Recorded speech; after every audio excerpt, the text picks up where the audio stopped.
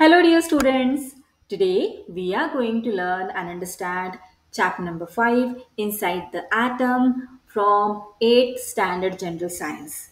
In earlier standards, we learned that everything around us is made of कशापासून बनलेलं आहे जे सगळं आपल्या आजूबाजूला आहे मॅटर पासून बनलेलं आहे आणि हे मॅटर कशापासून बनलेलं आहे तर टायनी टायनी पार्टिकल्स पासून आणि या टायनी पार्टिकल्सलाच काय म्हणतात ॲटम्स असं म्हणतात. But have you ever wondered what is inside an atom? Is it really the smallest particle or does it have its own secrets? Many great scientists like Dalton, J.J. Thomson, Rutherford, and Bohr researched about the atom and gave us different models to understand its structure.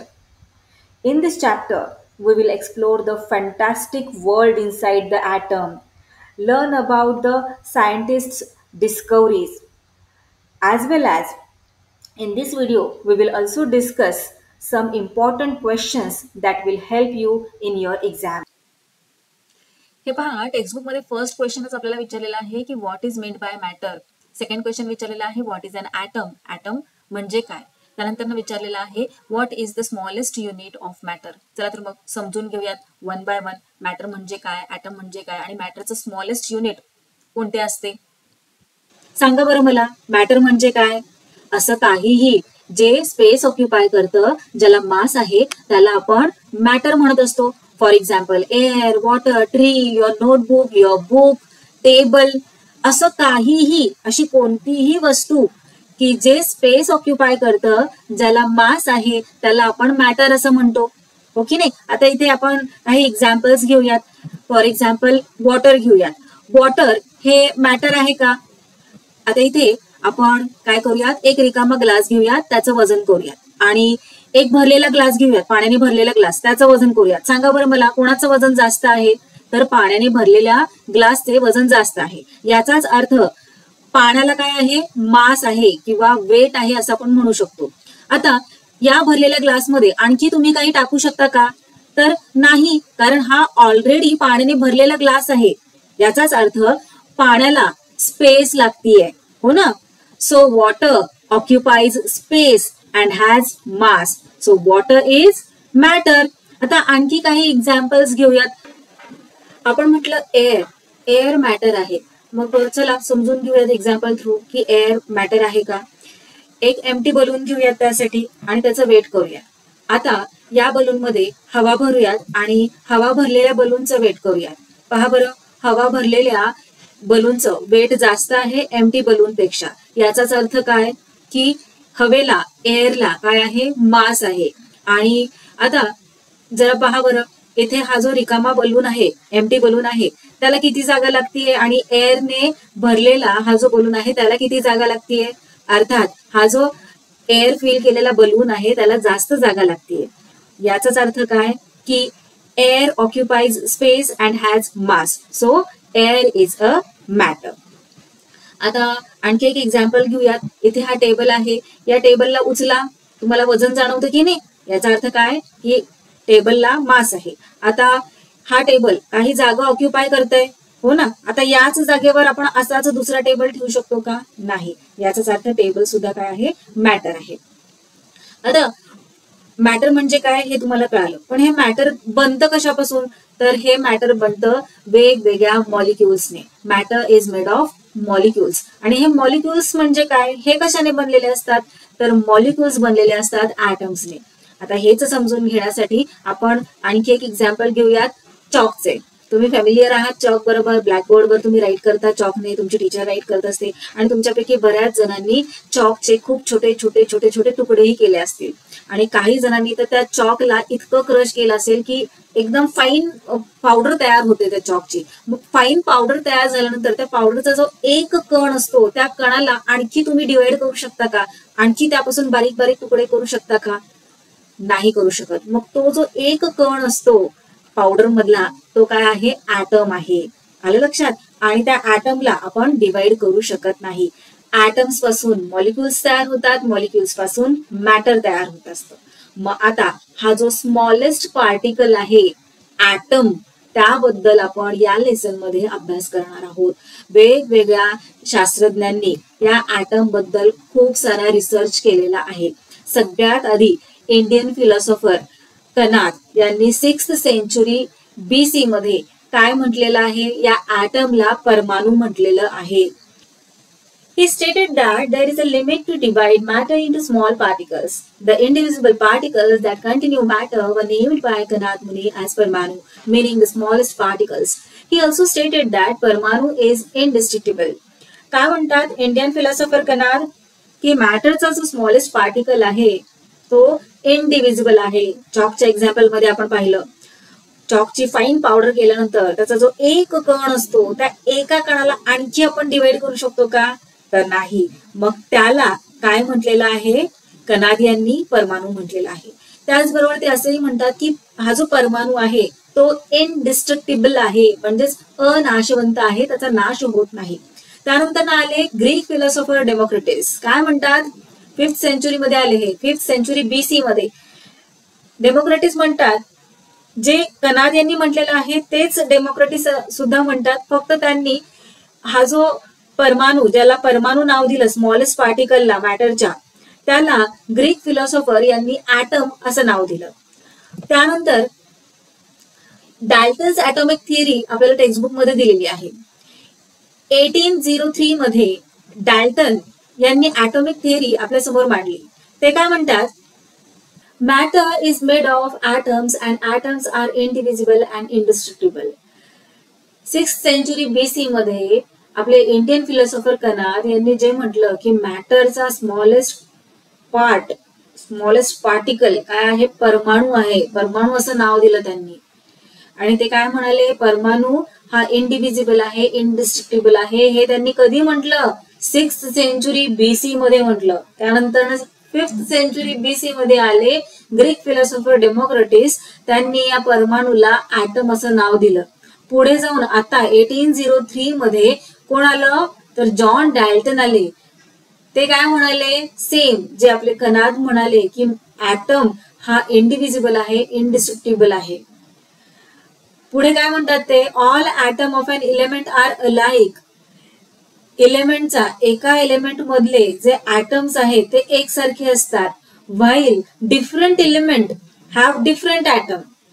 भिन्न elements यांमध्ये वेगवेगळे atoms असतात, भिन्न atoms असतात with different मास. आता पुढे जाऊन कोण आलं, तर जे थॉम्सन आले. आणि या जे थॉम्सन यांनी प्लम पुडिंग मॉडेल आपल्या समोर आणलं आणि हे प्रूफ केलं की जॉन डाल्टन हे चुकीचे आहेत, त्यांची जी ॲटॉमिक थिअरी आहे ती चुकीची आहे. Plum pudding model through J Thomson काय सांगतात की ॲटम मध्ये पॉझिटिव्ह चार्ज हा डिस्ट्रीब्यूट केलेला असतो, तर नेगेटिव्ह चार्ज हा एम्बेडेड असतो, म्हणजे त्याच्यामध्ये रोवलेला असतो. फॉर एक्झाम्पल आता इथे हा जो सर्कल आहे, या सर्कल मध्ये, हा सर्कल म्हणजे काय आहे, तर एक ॲटम आहे. आणि या ॲटम मध्ये पॉझिटिव्ह चार्ज जो आहे तो डिस्ट्रीब्यूट केलेला आहे, सगळीकडे पसरलेला आहे, तर नेगेटिव्ह चार्ज त्यामध्ये मध्ये असा रोवलेला आहे. एक्झाम्पल साठी समजून घेण्यासाठी हे पहा, आपण हा वॉटरमेलन घेऊया. या वॉटरमेलनला कट केल्यानंतर हा जो जेल लाईक सबस्टन्स आहे, म्हणजे हा जो रेड कलरचा पार्ट आहे, तो रेड कलरचा पार्ट म्हणजे काय आहे, तर पॉझिटिव्ह चार्ज आहे. आणि या ज्या सीड्स आहेत ज्या मध्ये रोवलेल्या आहेत त्या काय आहेत, निगेटिव्ह चार्ज इलेक्ट्रॉन आहे. आणि हा जो पॉझिटिव्ह चार्ज आहे जो सगळीकडे पसरलेला आहे ॲटम मध्ये, तो बॅलन्स केला जातो. कशाने बॅलन्स केला जातो, तर या निगेटिव्ह चार्ज इलेक्ट्रॉन्समुळे. त्यामुळे the atom becomes electrically neutral. हा जो ॲटम आहे तो इलेक्ट्रिकली कसा असतो, न्यूट्रल असतो, असं कोण म्हणतं, जे थॉम्सन असे म्हणतात. पुढे 1911 मध्ये रदरफोर्ड यांनी आपल्या एक्सपेरिमेंट थ्रू जे थॉम्सन यांना चुकीचं ठरवलं. जे थॉम्सन यांनी ॲटम्स कसे आहेत आपल्याला सांगितलं, तर ॲटम्सच्या आतमध्ये पॉझिटिव्ह चार्ज डिस्ट्रीब्यूट केलेला आहे, तर नेगेटिव्ह चार्ज एम्बेडेड आहे, असं जे थॉम्सन यांनी आपल्याला सांगितलं. तर रदरफोर्ड यांनी स्कॅटरिंग एक्सपेरिमेंट थ्रू आपल्याला ॲटम्सचं नक्की स्ट्रक्चर कसं आहे ते समजावून सांगितलं. यासाठी चला आपण समजून घेऊयात की रदरफोर्ड यांचं स्कॅटरिंग एक्सपेरिमेंट काय आहे. या एक्सपेरिमेंटसाठी रदरफोर्ड यांनी सगळ्यात आधी काय घेतलं तर एक गोल्ड फॉईल घेतली. आता गोल्ड फॉईलच का घेतली, सिल्वर का नाही घेतली किंवा कॉपर का नाही घेतली, इतर मेटलची फॉईल का नाही घेतली? कारण गोल्डची एक प्रॉपर्टी असते मेलेबिलिटी. मेलेबिलिटी म्हणजे काय तर गोल्डला ठोकून ठोकून आपण एकदम थिन अशा शीटमध्ये कन्वर्ट करू शकतो. ही प्रॉपर्टी फक्त आणि फक्त गोल्ड मध्ये आहे. म्हणजे मेटल याच्यामध्ये कॉपरमध्ये सुद्धा आहे, सिल्वरमध्ये पण आहे, पण त्यांच्याही पेक्षा गोल्डची मेलेबिलिटी ही जास्त आहे. गोल्डला आपण एकदम थिन शीटमध्ये कन्वर्ट करू शकतो. म्हणून रदरफोर्ड यांनी गोल्ड फॉईल या एक्सपेरिमेंटसाठी यूज केली. आता ही गोल्ड फॉईल कशाने बनलेली आहे तर ॲटम्सनीच तर बनलेली आहे. या गोल्ड फॉईलमध्ये सगळे ॲटम्सच आहेत. त्यानंतर फ्लोरोसेंट स्क्रीन घेतली. त्यानंतर अल्फा पार्टिकल्स. आता अल्फा पार्टिकल्स म्हणजे काय तर हिलियमचे डबल चार्ज पॉझिटिव्ह पार्टिकल्स. मग रदरफोर्ड यांनी काय केलं तर या गोल्ड फॉईलवर अल्फा पार्टिकल्स इमिट केले म्हणजे सोडले. अल्फा पार्टिकल्स या गोल्ड फॉईलवर सोडल्यानंतर त्यांच्या असं लक्षात आलं की खूप सारे अल्फा पार्टिकल्स हे स्ट्रेट निघून जात आहेत या गोल्ड फॉईलमधून. काहीसे अल्फा पार्टिकल्स आहेत की जे डिफ्लेक्ट होत आहेत म्हणजे ते त्यांची डिरेक्शन चेंज करतायत. हे पहा, इथे डिफ्लेक्ट झाला, इथे डिफ्लेक्ट झाला, इथे हा डिफ्लेक्ट झालाय, इथे हा डिफ्लेक्ट झालाय. सो काहीसे अल्फा पार्टिकल्स डिफ्लेक्ट होत आहेत. पण काही अल्फा पार्टिकल्स काय होत आहेत माहितीये का, काही अल्फा पार्टिकल्स इथे या गोल्ड फॉईलवर पडतायत आणि रिटर्न बाउन्स बॅक होत आहेत. रिटर्न अल्फा पार्टिकल रिटर्न फिरतोय. आता काहीसे म्हणजे किती तर एक्झाम्पल म्हणून मी तुम्हाला सांगते की 2000 जर अल्फा पार्टिकल्स या गोल्ड फॉईलवर सोडले तर त्यातला फक्त आणि फक्त एक अल्फा पार्टिकल हा या गोल्ड फॉईलवर पडतोय आणि पुन्हा रिटर्न त्याच डिरेक्शनने येतोय. चला मग काय ऑब्झर्वेशन आहे या एक्सपेरिमेंटचं ते समजून घेऊयात. काय म्हणतायत रदरफोर्ड. हे पहा, इथे हे एक्सपेरिमेंट आणि हा आपला ॲटम गोल्ड फॉईल आहे की नाही. या गोल्ड फॉईल कशाने बनलेली आहे मी तुम्हाला सांगितलं ॲटम्स. प्रत्येक मॅटर हा ॲटमने बनलेला आहे, बरोबर. मग आता इथे हा ॲटम दाखवलेला आहे. तर याच्या थ्रू आपण समजून घेऊयात की आपलं ऑब्झर्वेशन काय आहे. आपलं म्हणजे या रदरफोर्ड यांचं. The large number of alpha particles that went straight through the foil indicates that there was no obstacle in their path. आता हे पहा, सरळ साधं सोपं सांगायचं झालं तर आपण रस्त्याने चाललेलो आहोत. रस्त्याने चालतोय चालतोय चालतोय स्ट्रेट चालत आहोत.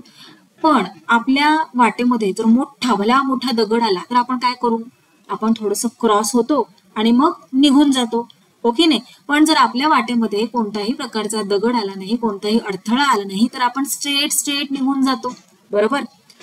मग त्याचप्रमाणे इथे बरेचसे अल्फा पार्टिकल्स हे या ॲटम मधून, याचाच अर्थ या गोल्ड फॉईल मधून हे स्ट्रेट निघून गेले. का निघून गेले कारण त्यांच्यामध्ये कोणत्याही प्रकारचं अडथळा म्हणजेच ऑब्स्टॅकल आला नाही म्हणून स्ट्रेट निघून गेले. याचा अर्थ काय, it meant that there must be mainly an empty space inside the atom in the solid gold foil. Solid gold foil जी आहे त्या सॉलिड गोल्ड फॉईल कशाने बनलेली आहे, ॲटम्स बनलेली आहे. मग जे अल्फा पार्टिकल्स आहेत ते या गोल्ड फॉईल मधून स्ट्रेट निघून गेले, बरेचसे अल्फा पार्टिकल्स. याचा अर्थ काय तर ॲटम मध्ये बरीचशी मोकळी जागा आहे, एम्प्टी स्पेस आहे. त्यांच्या वाटेमध्ये, अल्फा पार्टिकल्सच्या वाटेमध्ये कोणत्याही प्रकारचा अडथळा न आल्यामुळे ते स्ट्रेट निघून गेले, बरोबर. The small number of alpha particles, आणि काही अल्फा पार्टिकल्स जे आहेत ते काय झाले, डिफ्लेक्ट झाले. आपण पाहिलं particles that get deflected through a small or a big angle must have faced an obstacle in their path. काहीसे अल्फा पार्टिकल्स हे डिफ्लेक्ट झाले, त्यांनी त्यांचा अँगल चेंज केला. आता इथे पहा, इथे हा ॲटम दाखवलेला आहे की नाही. इथे हा जो अल्फा पार्टिकल आहे हे पहा, याच्या वाटेमध्ये इथे थोडा अडथळा आला त्यामुळे त्याने त्याचा थोडासा अँगल चेंज केला, थोडासा डिफ्लेक्ट झाला. आता इथे पहा, हा जो अल्फा पार्टिकल आपल्याला दिसत आहे तो इथे समोर अडथळा आला, मग तो लार्ज मोठ्या अँगल मध्ये डिफ्लेक्ट झाला. आलं लक्षात. याचा काय अर्थ आहे, it mean that the positively charge and heavy part causing obstruction. याचा अर्थ काय की एक पॉझिटिव्हली चार्ज आणि हेवी असा पार्ट काय करतोय, अडथळा निर्माण करतो आहे. Would be in the center of the atom. मग हा जो अडथळा निर्माण करणारा पॉझिटिव्हली चार्ज आणि हेवी पार्ट आहे तो कुठे आहे तर ॲटमच्या सेंटरला आहे. From this, Rutherford put forth a nuclear model for atom as follows. मग रदरफोर्ड यांनी एक न्यूक्लिअर मॉडेल आपल्या समोर प्रेझेंट केलेलं आहे. ते आहे हे न्यूक्लिअर मॉडेल. आलं लक्षात? चला आता काय सांगताय मग त्यांचं काय म्हणतायत ते त्यांच्या एक्सपेरिमेंट थ्रू पाहूयात आपण. There is a positively charged nucleus at center of an atom. इथे positively heavy charged काय आहे न्यूक्लियस आहे सेंटर मध्ये ॲटमच्या. Almost the entire mass of the atom is concentrated in the nucleus. आणि सगळं जे मास आहे ते कुठे कॉन्सन्ट्रेटेड आहे? सगळं मास ॲटमचं हे न्यूक्लियस मध्ये आहे. नेगेटिव्हली चार्ज पार्टिकल्स आणि इथे हे न्यूक्लियस मध्ये काय आहे पॉझिटिव्ह चार्ज आहे बरं. Negatively charge particles called electron. लक्षात घ्या नेगेटिव्हली चार्ज पार्टिकल्सला इलेक्ट्रॉन्स म्हणायचं. Negatively charge particles called electrons revolve around the nucleus. आणि हे नेगेटिव्हली चार्ज पार्टिकल्स जे आहेत म्हणजेच इलेक्ट्रॉन्स जे आहेत ते कुठे आहेत तर या न्यूक्लियसच्या भोवती काय करतायत रिव्हॉल्व करतायत म्हणजेच गोल गोल गोल गोल फिरतायत. The total negative charge on all the electron is equal to the positive charge on the nucleus. Nucleus मध्ये जो पॉझिटिव्ह चार्ज आहे आणि इथे हे जे इलेक्ट्रॉन्स आहेत इलेक्ट्रॉन्स कसे आहेत निगेटिव्हली चार्ज आहेत. त्यांचं जे हे आहे टोटल नंबर आहे तो इक्वल आहे. त्यामुळे काय होत आहे बॅलन्स होत आहे. ओके नाही. The total negative charge on all the electron is equal to the positive charge on the nucleus as the opposite charges are balanced. आता पॉझिटिव्ह नेगेटिव्ह काय होतं एकमेकांना क्रॉस करतं हो ना. As the opposite charges are balance the atom is electrically neutral. आणि असं असल्यामुळे हा जो ॲटम असतो तो इलेक्ट्रिकली कसा असतो न्यूट्रल असतो. There is an empty space between the revolving electron and the atomic nucleus.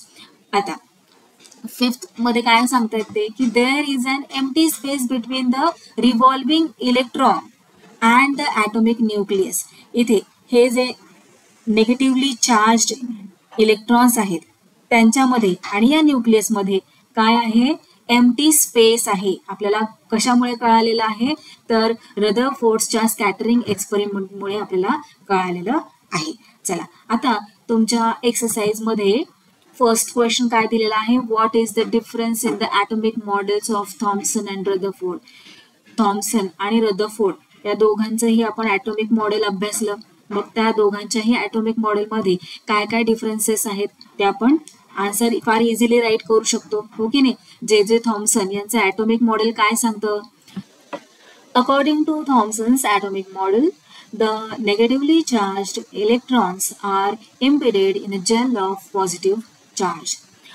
थॉम्सन्सच्या नुसार जे नेगेटिव्हली चार्ज्ड इलेक्ट्रॉन्स आहेत ते काय असतात तर इम्पेडेड असतात. तर पॉझिटिव्हली चार्ज्ड इलेक्ट्रॉन्स हे सगळीकडे डिस्ट्रीब्यूट केलेले असतात. वॉटरमेलनचं एक्झाम्पल आठवलं ना तुम्हाला जे रेड कलरचं असतं वॉटरमेलनमध्ये रेड कलरचा पार्ट तो काय आहे पॉझिटिव्हली चार्ज आहे ओके नाही. आणि त्यामधल्या ज्या सीड्स आहेत ते काय आहे सीड्स ज्या आहेत त्या नेगेटिव्हली चार्ज इलेक्ट्रॉन्स आहेत. तर रदरफोर्ड काय म्हणतात रदरफोर्ड असं म्हणतात की जे नेगेटिव्हली चार्ज इलेक्ट्रॉन्स आहेत ते न्यूक्लियस भोवती रिव्हॉल्व करत असतात ओके नाही. According to Rutherford's atomic model the negatively charged electrons revolve around the nucleus. Second point मध्ये काय राईट करणार atom is homogeneous sphere of positive charge. तर रदरफोर्ड काय म्हणतात the positive charge is in the nucleus of the atom. जे जे Thompson काय म्हणतात की जो पॉझिटिव्ह चार्ज आहे तो होमोजिनियस आहे तो सगळीकडे इक्वली डिस्ट्रीब्यूट आहे. तर रदरफोर्ड काय म्हणतात जो पॉझिटिव्ह चार्ज आहे तो न्यूक्लियस भोवती कॉन्सन्ट्रेटेड आहे. आलं लक्षात. चला पुढे ॲटम्सवर आणखी काय रिसर्च झालं ते आपण समजून घेऊयात.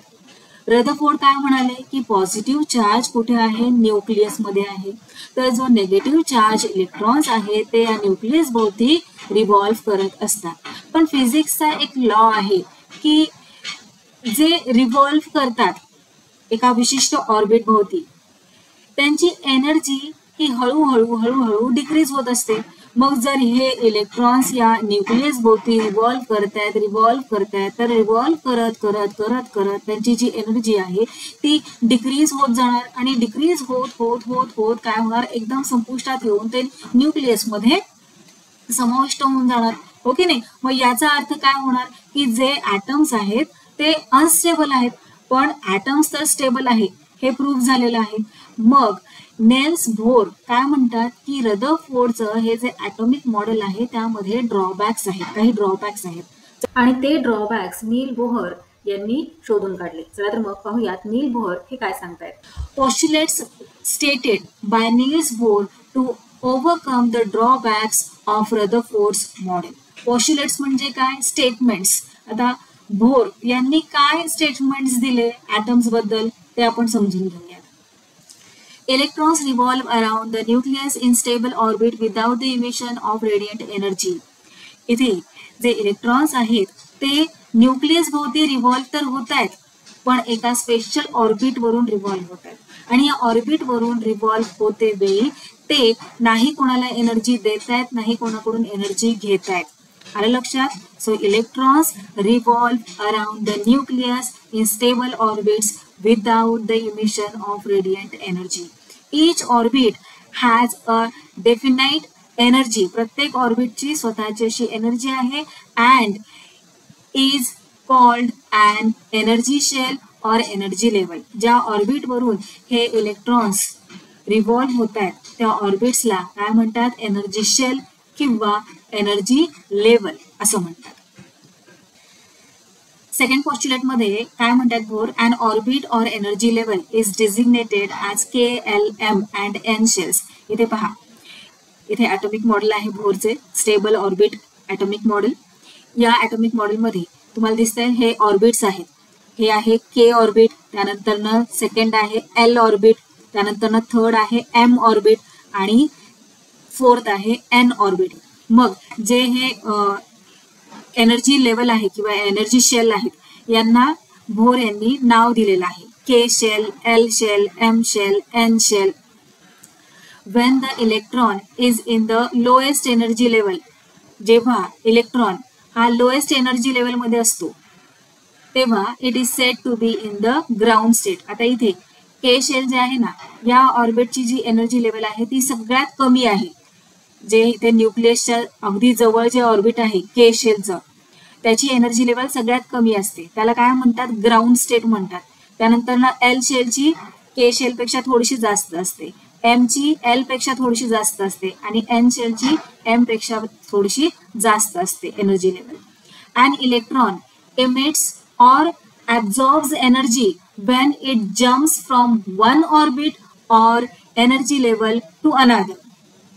आता थर्ड पॉस्ट्युलेट मध्ये काय म्हणतात हे की हे जे इलेक्ट्रॉन्स आहेत ना ते एनर्जी देऊ शकतात किंवा घेऊ शकतात, पण कोणत्या कंडिशन मध्ये, एक कंडिशन आहे.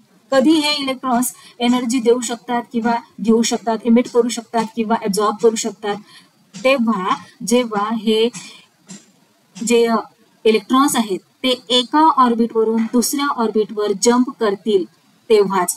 आलं लक्षात. थर्ड पॉस्ट्युलेट काय सांगते बोरचं की हे जे इलेक्ट्रॉन्स आहेत ते एनर्जी घेऊ शकतात किंवा देऊ शकतात ते फक्त एका आणि एकाच कंडिशन मध्ये, जेव्हा ते आपलं ऑर्बिट किंवा शेल चेंज करतील, एनर्जी शेल चेंज करतील तेव्हा. फोर्थ पॉस्ट्युलेट मध्ये काय म्हणता येते, when it jumps from a higher energy level to a lower energy level it emits energy. Electrons जेव्हा हायर एनर्जी लेवल मधून लोअर एनर्जी लेवल मध्ये जम्प करतात तेव्हा त्यांना एनर्जी इमिट करावी लागते. while it absorbs energy when it jumps from a lower energy level to a higher energy level. आणि जेव्हा त्यांना लोअर एनर्जी लेवल मधून हायर एनर्जी लेवल मध्ये जम्प करायचं असतं तेव्हा त्यांना काय करावं लागतं, एनर्जी ऍब्झॉर्ब करावी लागते. साहजिक आहे, जेव्हा आपल्याला स्टेप्स चढायचे असतात, पायऱ्या चढायच्या असतात तेव्हा आपल्याला जास्त एनर्जीची गरज असते. आपल्याला वर जायचं असतं की नाही, हो ना. आणि जेव्हा आपल्याला खाली उतरायचं असतं पायऱ्यांवरून तेव्हा आपल्याला जास्त एनर्जीची गरज असते का, नाही. मग त्याच प्रकारे जेव्हा इलेक्ट्रॉन्स कोण, आता इथे K ऑर्बिट आहे, या K ऑर्बिटवर, या K शेलवर जी एनर्जी आहे ती कशी आहे, ती लोएस्ट आहे, कमी आहे. के शेलमधून जर एल शेलमध्ये इलेक्ट्रॉनला मूव्ह व्हायचं आहे तेव्हा काय करावं लागेल, त्याला एनर्जी गेन करावी लागेल, ॲब्झॉर्ब करावी लागेल. पण जर आता इथे इलेक्ट्रॉन एन शेलमध्ये आहे आणि त्याला एम शेलमध्ये जायचं आहे तर त्याला कमी एनर्जी हवी आहे, हो की नाही, मग तो एनर्जी इमिट करणार. चला, बोहरचे हे जे पॉस्च्युलेट्स आहेत ते फार इम्पॉर्टंट आहेत, लक्षात ठेवायचे आहेत.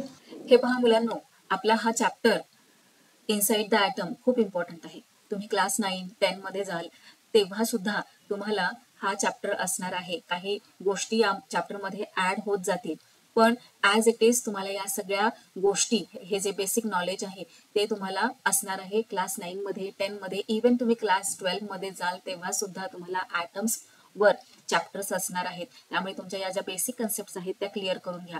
आजच्या व्हिडिओमध्ये आपण काय काय बरं अभ्यासलं थोडक्यात सांगा बरं मला. तर आपण डाल्टन्सची ॲटॉमिक थिअरी पाहिली, त्यानंतर जे थॉम्सन यांचं प्लम पुडिंग मॉडेल पाहिलं. डाल्टनची ॲटॉमिक थिअरी कधी आली आपल्या समोर, तर 1803 AD मध्ये. त्यानंतर थॉम्सनचं प्लम पुडिंग मॉडेल आपण अभ्यासलेलं आहे. 1904 मध्ये त्यांनी ते प्लम पुडिंग मॉडेल आपल्या समोर आणलेलं आहे. त्यानंतर कोण आलं, तर रदरफोर्ड यांनी न्यूक्लिअर मॉडेल ऑफ ॲटम 1911 मध्ये त्याच्यावर संशोधन केलेलं आहे. काय आहे हे पहा, रदरफोर्डचं स्कॅटरिंग एक्सपेरिमेंट, या स्कॅटरिंग एक्सपेरिमेंट थ्रू त्यांनी काही स्टेटमेंट्स आपल्या पुढे मांडलेले आहेत की ॲटम्स कसे आहेत, ॲटम मध्ये काय आहे, न्यूक्लिअर आहे आणि त्या न्यूक्लिअर मध्ये काय आहे, पॉझिटिव्ह चार्ज आहे. या सगळ्या गोष्टी आपण या व्हिडिओमध्ये अभ्यासलेल्या आहेत. पण रदरफोर्डने जे आपल्या पुढे न्यूक्लिअर ॲटॉमिक मॉडेल मांडलं त्यामध्ये काही ड्रॉबॅक्स आहेत असं कोण म्हणालं, तर बोहर म्हणाले, आणि त्यांनी त्यांचे काही पॉस्च्युलेट्स आपल्या समोर ठेवले. या व्हिडिओमध्ये आतापर्यंत आपण इथपर्यंत अभ्यासलेले आहे. पुढील पार्टमध्ये, या लेक्चरच्या पुढील पार्टमध्ये आपण लेसन मध्ये ज्या इतर सगळ्या गोष्टी दिलेल्या आहेत त्या इन डिटेल समजून घेणार आहोत.